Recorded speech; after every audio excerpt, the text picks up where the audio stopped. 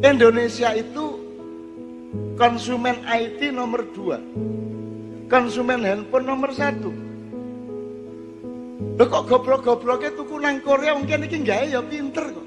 Kita betul. Kontak kandhani arek-arek sing gawe Samsung ya arek-arek kene. Ya arek-arek kene, arek Blitar, arek Lamongan. Ya apa sih kon iku? Arek-arek kene. Cuman pengusaha kita tidak tertarik. Memang Indonesia membutuhkan pemimpin sejati, seorang Brahma yang benar-benar kesatria dan berani untuk menerobos zaman.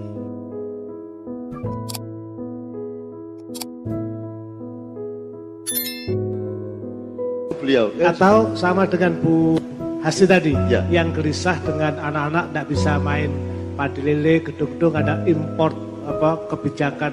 Loh, mestinya kan ada policy tentang IT, mestinya ada policy tentang Facebook, ada policy loh. Di Amerika saja ada sensor kepada televisi kok. Di Singapura itu sangat ketat sensor terhadap televisi. Di sini tidak boleh ada sensor sembarang oleh. Ya apa? Gunanya negara itu nggak pager ya apa sih Rek? Negara itu gunanya dikongkon gawe tembok, gawe pager, cek banyune miline, tandurane itu jelas gone, ngono lho. Dan iki kok buka blak gak usah negara po, nang wis. Ayo dagang bebas, pasar bebas, ayo gelut satu sama lain. Ngono. Gunanya pemerintah itu untuk memproteksi rakyatnya, jangan diculno di pasar bebas 100%. Akhirnya kan kabeh mek ndolek badi, kabeh dadi sudra. Setiap wali kota jadi sudra, setiap gubernur jadi sudra, setiap menteri jadi sudra. Petani sampai hari ini belum pernah menjadi subjek utama dunia pertanian, betul enggak?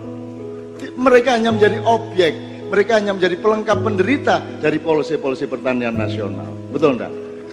Mereka gak ngerti poso iku mang, gitu lah Bu. Jadi makanya Kiai Kanjeng itu gak perlu diakoni, gak perlu njaluk tolong sopo-sopo, gak perlu kok lem, pokoke Kiai Kanjeng ngono iku.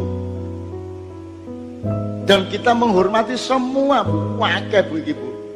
Hasanah ngene-ngene kok akeh Kiai Kanjeng, sing saru-saru gak tak tokno. Ya banyak sekali kita punya, bahkan kita, karena saya tahu Indonesia ini memiliki segala sesuatu yang dunia tidak punya. Jadi kalau sekarang dunia mengembargo Indonesia, alhamdulillahirabbil alamin.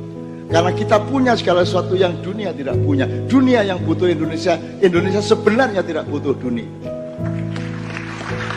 Kekayaan alamnya, kebudayaannya, bakat manusianya, semua kita lengkap. Lengkap, lengkap-lengkapnya.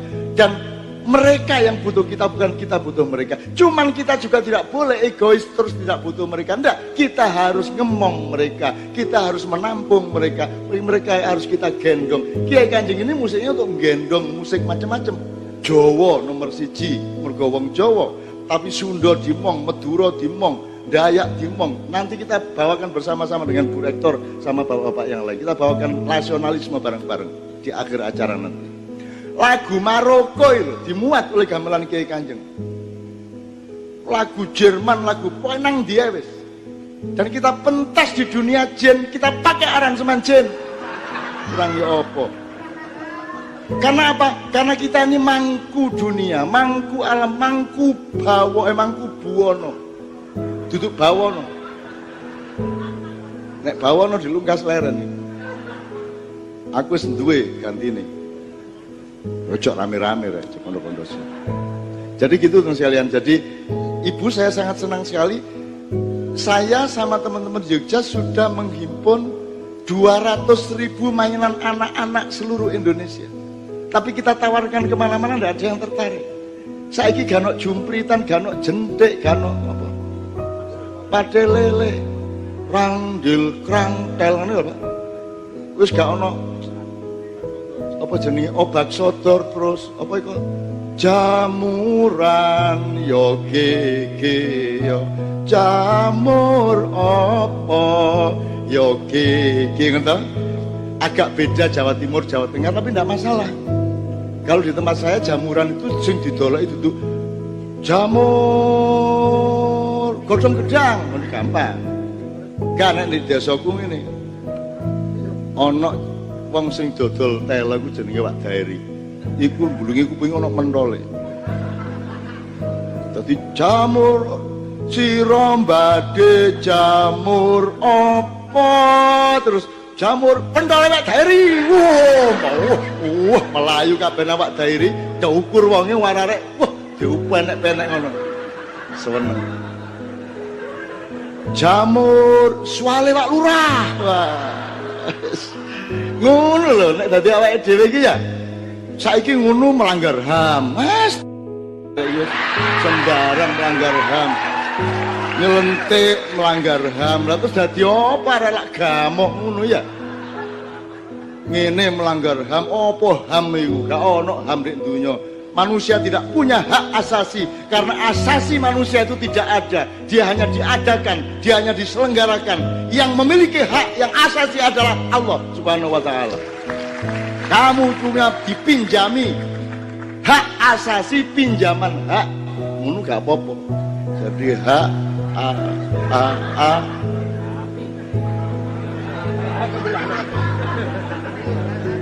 Kalau Anda punya hak asasi, berarti Anda bisa menciptakan dirimu sendiri, maka kamu punya hak. Kon iso ndawakno rambutmu dhewe. Iso. Mulane ukuran. Bendina kok ukur tambah piro, iso ndukur lho ya. Itu.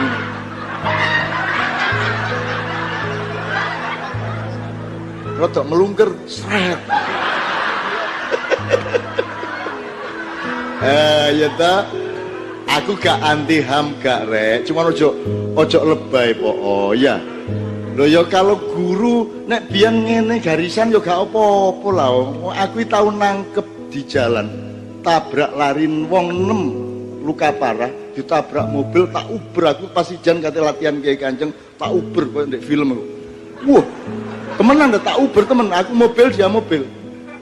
Tak uber sampai mubeng-mubeng akhirnya iso tak bualap tak palangno aku mencolot mudun areke buka kuncine tak jupuk sujud ngono sujud ning karepku sujud terus ana kolonel teko paman nih kamu ndak tahu apa-apa pergi kamu ndak tahu apa kamu ndak tahu masalah kamu pergi jangan ikut-ikutin urusan saya sama dia saya ngejar dia saya melok aku mlebu mobilku tak gonang kantor polisi. Kita bawa ke kantor polisi Sentul, Polsek Sentul. Tak gorono Pak, kita tangkep iki kurbane 6, ono tukang bakso, ono tukang becak, ono Pak Mulpo, ono wong di dalan, pokoknya 6 iki ditabrak. Aku sing nangkep, aku sing duwe hak nang arek iki. Sampean gak oleh ngantemi arek iki. Nek nabok oleh ngono aku. Lho gak, beda nabok sama ngantem. Kalau ngantem tuh kriminal, nabok itu sayang. Ya tak gak? Tak gak? Ada bedanya dong. Pengertian mengenai violent, mengenai kekejaman, kekerasan itu ya salah menurut saya di Indonesia. Angger nyenggol titik, kekerasan. Kekerasan kok enggak boleh. Hidup ini harus ada yang lembut, harus ada yang keras. Dan yang ketiga kadang lembut, kadang keras. Kalau gak keras, gak meteng.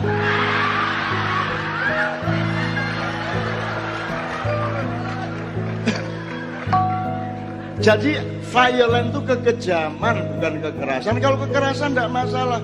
Dan itu bukan fisik nomor satu. Aku tanya sama kamu, kamu merasa lebih terhina mana? Saya tabok, saya pukul atau saya ludahi?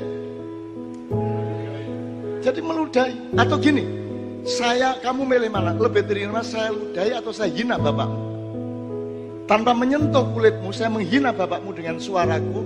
Kamu lebih terhina atau lebih terhina saya ludahi? Bapakmu dihina tuh. Nah ya.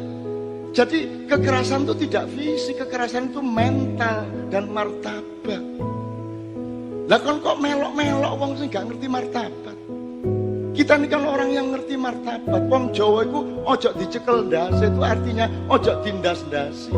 Kene iki cilik ya gak apa-apa. Kene iki ndek gak masalah tapi ojo ada ngendek-ndeki aku. Dukur sakarmu tapi ojo ngendeki aku. Gedhe sakarmu tapi ojo ngedeni aku. Ngono rek wong Jawa iku. Kita mboten. Iku sing jenenge Jawa.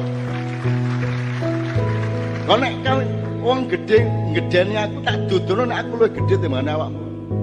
Ojo macam-macam. Tak gedeni temen kono. Aku ki nyilik-nyilik awak aku iki, cek gak ketara atane. Macem-macem tak gedeni temen kapok kono.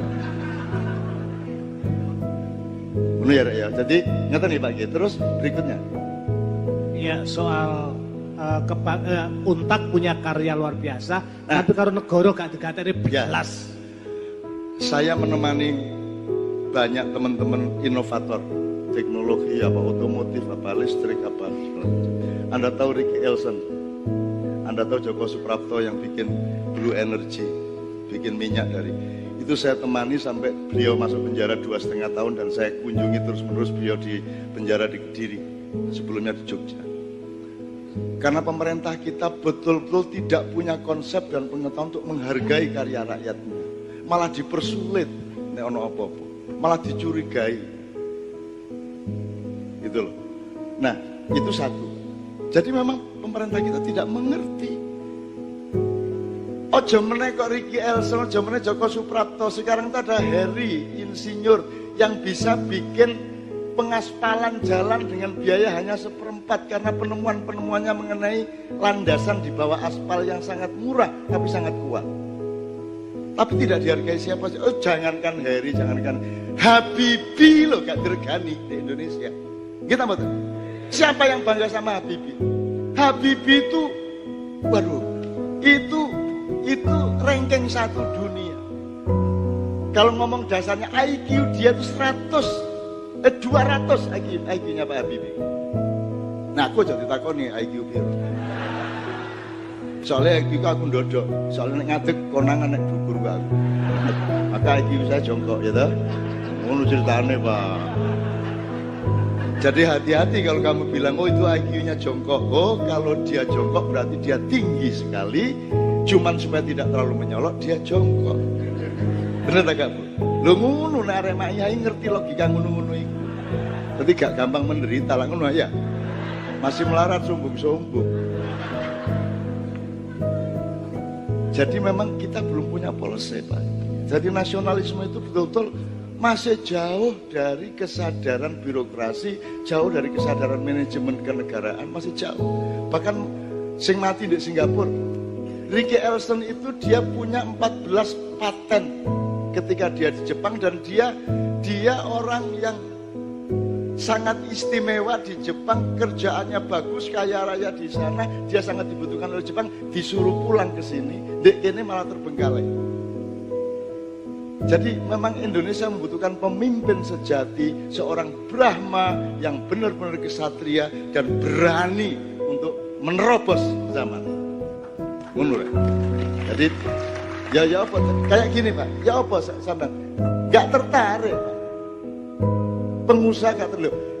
Indonesia itu konsumen IT nomor 2, konsumen handphone nomor 1. Loh kok goblok-gobloknya tuku nang Korea mungkin iki gawe ya pinter kok. Kita betul. Kontakkan dari arah-arah sing gawe Samsung ya arah-arah kene. Ya arah-arah kene, arah Blitar, arah Lamongan. Ya apa sih kon iki? Arah-arah kene. Cuman pengusaha kita tidak tertarik, iku lek ngrentes kudu dawa, alas-alasan pokoknya sing cepet oleh badi ngono to.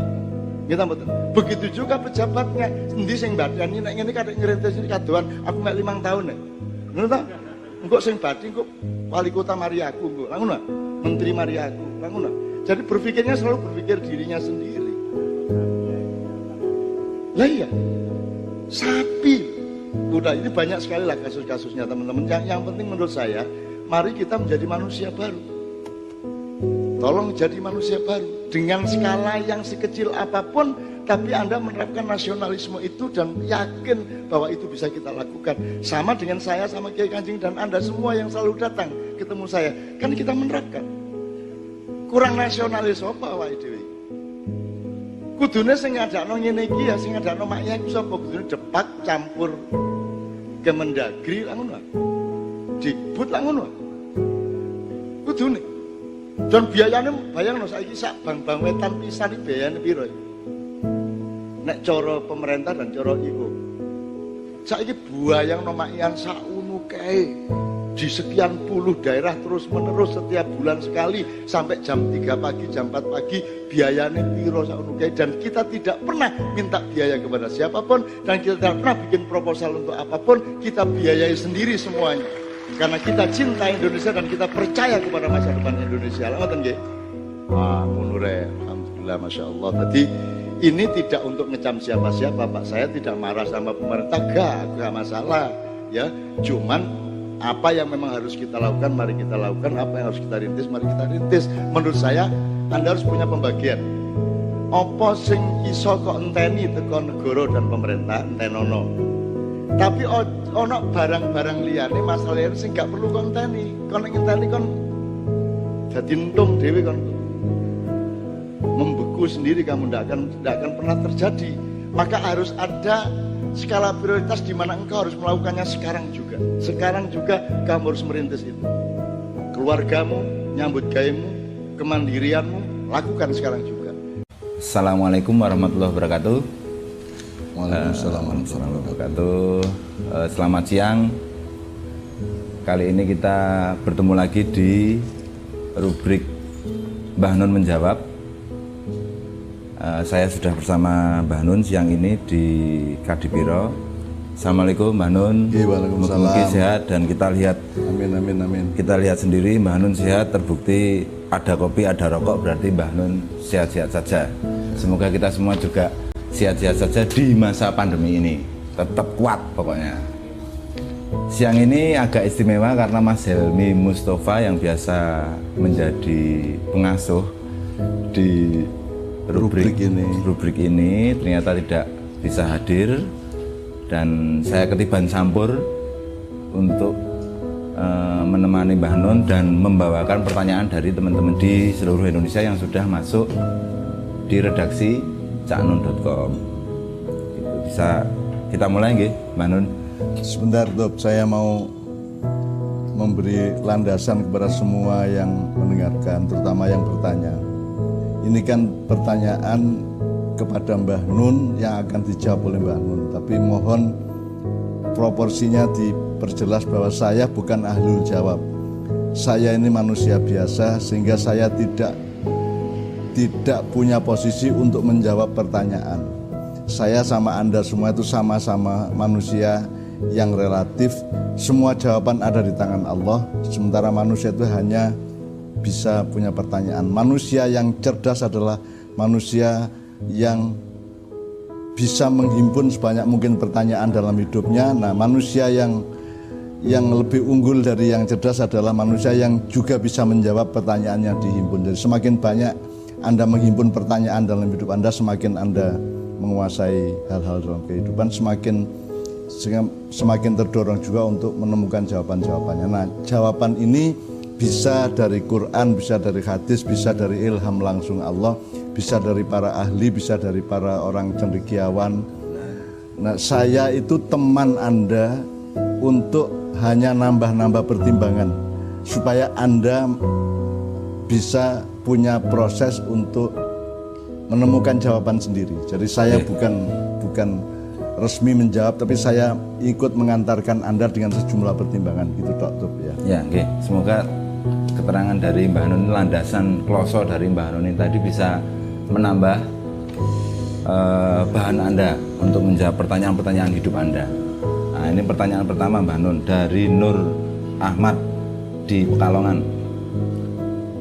Mbah Nun, saya merasa berat memikul nama saya karena saya masih banyak melakukan maksiat. Apakah situasi hidup pahit yang saya alami ini juga merupakan kualat bagi saya karena nama saya namanya Nur Ahmad? Ya, oke.